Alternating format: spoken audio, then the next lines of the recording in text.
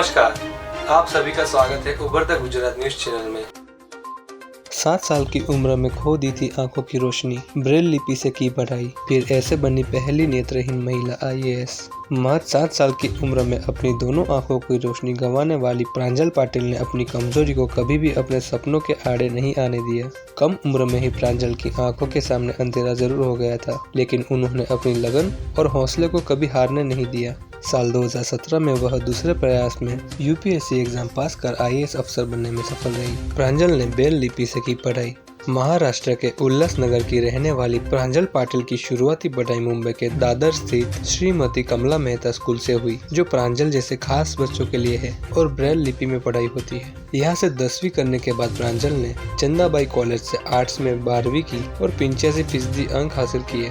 इसके बाद उन्होंने मुंबई के सेंट जेवियर कॉलेज में ग्रेजुएशन किया। प्रांजल पाटिल जब ग्रेजुएशन में थी तब उन्होंने UPSC के बारे में एक आर्टिकल पढ़ा था और वह UPSC से काफी प्रभावित हुई थी। इनके बाद उन्होंने UPSC से संबंधित जानकारियां जुटानी शुरू कर दी और फिर तैयारी करने लगी। हालांकि अपने सपने के बारे में उन्होंने कभी भी किसी से बात नहीं की, लेकिन अंदर ही अंदर उसके लिए तैयारी करती रही।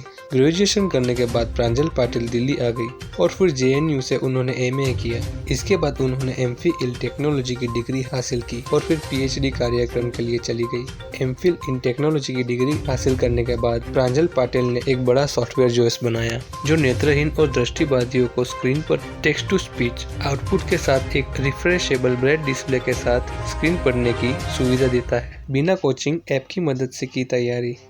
प्रांजल पाटिल ने UPSC परीक्षा की तैयारी के लिए कोई कोचिंग नहीं लेने का फैसला किया था और उन्होंने विशेष सॉफ्टवेयर की मदद से अपनी परीक्षा की तैयारी की, जो उनके लिए किताबें पढ़ सकता था। इसके अलावा प्रांजल ने कई मॉक टेस्ट पेपर भी सॉल्व किए थे और डिस्कशन में भी हिस्सा लिया था। दूसरे प्रयास में बनी IAS। प्रांजल पाटिल ने साल 2016 में पहली बार UPSC एग्जाम दिया था और ऑल इंडिया में 773 रैंक हासिल की, लेकिन दृष्टि बाधित होने के कारण उन्हें रेलवे अकाउंटेंट सर्विस की जॉब नहीं मिली। हालांकि उन्होंने हार नहीं मानी। अगले ही साल में 2017 में ऑल इंडिया में 124वीं रैंक हासिल करते हुए इतिहास रचा और देश की पहली नेत्रहीन महिला IAS अफसर बनी। ऐसी और खबरों के लिए सब्सक्राइब कीजिए उभरता गुजरात न्यूज चैनल को। लेटेस्ट खबरों के लिए डाउनलोड कीजिए हमारे ऐप को, जिसका लिंक डिस्क्रिप्शन में दिया गया है। धन्यवाद।